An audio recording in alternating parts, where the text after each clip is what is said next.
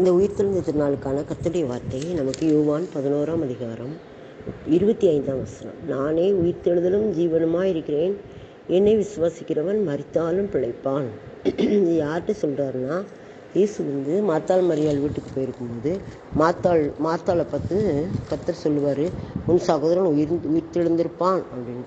அப்படி சொன்னோன்னா மாத்தாள் சொல்லுவாங்க, உயிர்த்தெழுதல் நடக்கும் கடைசி நாளில் அவனும் உயிர்த்தெழுந்திருப்பான் என்று அறிந்திருக்கிறேன் அப்படின்னு சொல்கிறாங்க. அப்போ எவ்வளோ ஒரு விசுவாசம், நம்பிக்கை பாருங்கள். இயேசு கிறிஸ்து அப்போ மனிதனாக தான் இருக்கார், அவர் மரித்து உயிர்த்தெழவில்லை. ஆனாலும் அவங்களுக்கு அந்த உயிர்த்தெழுதை பற்றிய நம்பிக்கை மாத்தாள்கிட்ட இருந்திருக்கு. ஆனால் ஆவிகள் இணையும் போது தான் மனிதர்கள் இணைய முடியும். இயேசு கிறிஸ்துவனுடைய ஆவியும் இந்த மாத்தாள் மரியாள் லாசரோட ஆவியும் ஒன்றாக இணைக்கப்படுறதுனால தான் அவங்க வீட்டில் அவர் போய் என்ன செய்ய முடியுது, தங்கி சாப்பிட முடியுது, அவரோட ஐக்கியமாக இருக்க முடியுது. இப்போ இயேசு சொல்கிறாரு, நானே உயிர்த்தெழுதலும் ஜீவனுமாக இருக்கிறேன், என்னை விசுவாசிக்கிறவன் மரித்தாலும் பிழைப்பான் அப்படின்னு சொல்கிறாரு. அந்த மாத்தாளை பார்த்து அங்கே சொல்ல, நான் தான் உயிர்த்தெழுதல், நான் தான் ஜீவன் அப்படின்னு சொல்கிறார். என்னை விசுவாசிக்கிறவன், என்னை யாரெல்லாம் நம்புகிறாங்களோ அவங்க மரித்தாலும் பிழைப்பான் அப்படின்னு சொல்கிறார். நானே உயிர்த்தெழுதல், நானே ஜீவன். அவரே உயிர்த்தெழுதல், அவரே ஜீவன். இயேசு கிறிஸ்துவே உயிர்த்தெழுதல், இயேசு கிறிஸ்துவே ஜீவன். அதை செய்து காட்டினார். அவர் லாசருவை உயிரோடு எழுப்பி அவர் செய்து காட்டினார். அவனுடைய ஜீவனை கொடுத்து அவனை பாதுகாத்து உயிரோடு எழுப்பினார், நம்ம பார்க்குறோம்ல. அப்புறம் என்னை விசுவாசிக்கிறவன் மரித்தாலும் பிழைப்பான் அப்படின்னா அதுக்காக சாகாமல் இருப்பாங்களா? மரித்தாலும் பிழைப்பான்னா செத்து போனாலும் உயிரோடு வந்துடுவாங்க அப்படிங்கிற அர்த்தம் கிடையாது.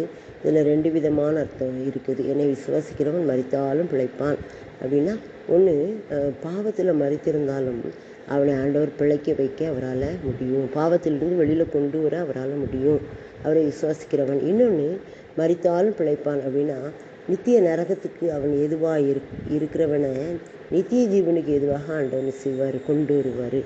நானே உயிர்த்தெழுதல் ஜீவனுமா, என்னை விசுவாசிக்கிறேன். அவரை யார் விசுவாசிக்கிறாங்களோ அவங்களுக்கு தான் இந்த கிருபை கிடைக்கும். அவங்க மரித்தாலும் பிழைப்பார்கள். இந்த உலகத்தில் மரிக்காமல் இருக்க மாட்டாங்க, மரிப்பாங்க. ஆனாலும் நித்திய மரணத்துக்கு அவங்க போக முடியாது, வாய்ப்பில்லை. நித்திய ஜீவனை கொடுப்பார். ஏன்னா கர்த்தர் என்ன சொல்லியிருக்கிறாருன்னா, நான் தான் உயிர்த்தெழுதல், நான் தான் ஜீவன், என்னை விசுவாசிக்கிற மரித்தாலும் பிழைப்பான் அப்படின்னா, மரித்தாலும் செத்து போனாலும் அவன் பிழைப்பான் அப்படின்னு சொல்லி கர்த்தர் இந்த இடத்துல இயேசு கிறிஸ்து சொல்வார்.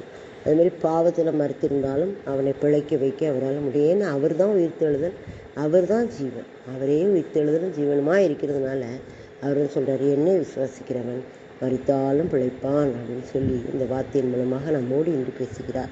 நாமும் அவரை விசுவாசிப்போம், மரித்தாலும் பிழைப்போம்.